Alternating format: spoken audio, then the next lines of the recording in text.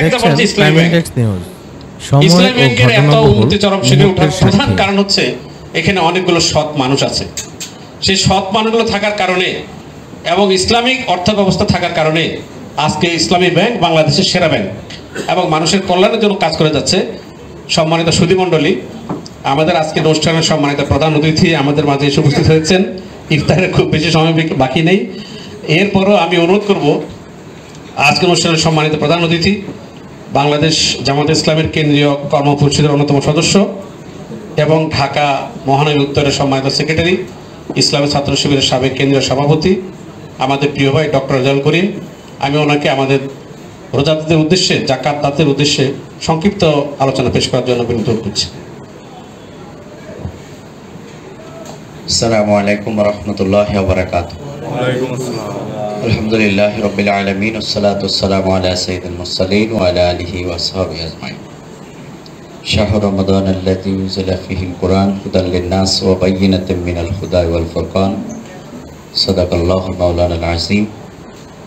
আমরা আজকে যে মুহূর্তে এখানে একত্রিত হয়েছি, এই মুহূর্তটি রোজাদারের জন্য অত্যন্ত গুরুত্বপূর্ণ। আল্লাহ তাআলা রোজাদারের জন্য যে দুটি আনন্দের কথা বলেছেন, তার মধ্যে একটি হচ্ছে ইফতারের পূর্ব মুহূর্ত। এই সময় আল্লাহ তাআলা রোজাদার যারা আল্লাহর ভয়ে সুস্বাদু খাবার নিয়ে বসে আছে, কেবলমাত্র আল্লাহকে ভয় করে যারা এই আহার গ্রহণ করছে না, আল্লাহ তাআলা একদল ফেরেশতাদেরকে দুনিয়া পাঠিয়ে সে খবর আবার রিনিউ করেন ফেরেশতাদেরকে দিয়ে, তারা খাবার কেন খাচ্ছে না। তখন ফেরেশতারা বলে যে আল্লাহ তোমার ভয়ে। আল্লাহ তাআলা তখন জিজ্ঞাসা করেন যে তারা কি আমাকে দেখেছে? ফেরেশতারা বলে যে না, আল্লাহ তোমাকে না দেখেও তারা এইভাবে ভয় করে। আল্লাহ তাআলা তখন ঘোষণা করেন যে যে বান্দারা আমাকে না দেখে এইভাবে ভয় করে, আমি তাদেরকে মাফ করে দিলাম। সুবহানাল্লাহ। সুতরাং আমরা সেই মুহূর্তটিতে এখন আছি। আর কাল কিয়ামতের দিন আল্লাহ তাআলার দিদার।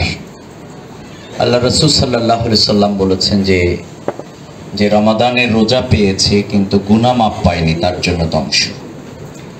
আমরা কয়েকদিন আগে আল্লাহর কাছে সেই দোয়াটি করেছিলাম যে আল্লাহ আমাদের জীবনে আরেকটি রোজা তুমি যুক্ত করো, আমাদেরকে বারাকা পর্যন্ত আসার তৌফিক দাও। কিন্তু আজকে বদনসিব হবে তার জন্যে যে গুনাহ মাফ করিয়ে নিতে পারলো না, অতীতের গুনাহগুলোকে জ্বালিয়ে নিতে পারলো। আমরা আল্লাহর কাছে দোয়া করি আল্লাহ তাআলা যেন আমাদের গুনাহ খাতাকে মাফ করে দেন। সম্মানিত রোজাদার ভাইয়েরা, এই রোজার আসলে আলাদা কোনো কৃতিত্ব, মহত্ব, মর্যাদা কিছুই নেই। আল্লাহ তাআলা বলছেন যে আমি যে তোমাদেরকে তাকওয়ার প্র্যাকটিসটা করাচ্ছি, এটাও কিন্তু এক ধরনের একটা রামি প্র্যাকটিস।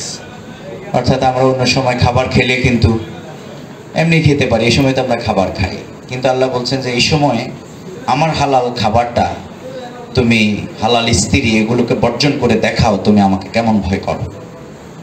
সুতরাং এই প্র্যাকটিসের মাধ্যমে আমরা লাআল্লাকুম তাত্তাকুন, আমরা মুত্তাকি হওয়ার যে প্র্যাকটিসটা করছি, সেটি রমাদানের মাসের পরেই কিন্তু শেষ হয়ে যাবে। তাহলে তাকওয়াটা নিয়ে যেতে হবে কোথায়? এই তাকওয়া মূলত নিয়ে যেতে হবে সমাজে, রাষ্ট্রে, পারিবারিক জীবনে, সামাজিক জীবনে, ব্যবসা বাণিজ্যে, রাজনীতি, অর্থনীতি, সব জায়গায়। আল্লাহ তাআলা এই প্র্যাকটিসটা করে আমাদেরকে দেখাচ্ছেন যে জীবনের প্রত্যেকটি জায়গায় তুমি আমাকে এইভাবে বান্দা ভয় করবে, তাহলেই তোমার জন্য হচ্ছে কল্যাণ আমি রাখবো। আফাতুমিনুনা বিবাদিল কিতাব ওয়া তাকফুরুনা, তুমি যদি একটা করো আরেকটা না করো, তাহলে এটি আমার জন্য, আমার সাথে তোমার হবে সবচেয়ে বড় মুনাফিকি, এটি হবে এক ধরনের গাদ্দারি। যে তুমি আমাকে এখানে দেখাচ্ছ তুমি ভয় করো, কিন্তু সমাজের অন্য জায়গায় তুমি আমাকে আর ভয় করো না। তাহলে ইউরাদ্দুনা ইলা আশাদ্দিল আযাব, মনে রাখবে হে বান্দা, তোমার জন্য আমার সাথে বিশ্বাসঘাতকতার জন্য কঠিন শাস্তি আছে। এজন্য আল্লাহ তাআলা এই রমাদানের যেই শ্রেষ্ঠত্ব এবং মহত্ব মর্যাদা দেখছেন ক্রাইম ইনডেক্স নিউজ, সময় ও ঘটনাবহুল মুহূর্তের সাক্ষী।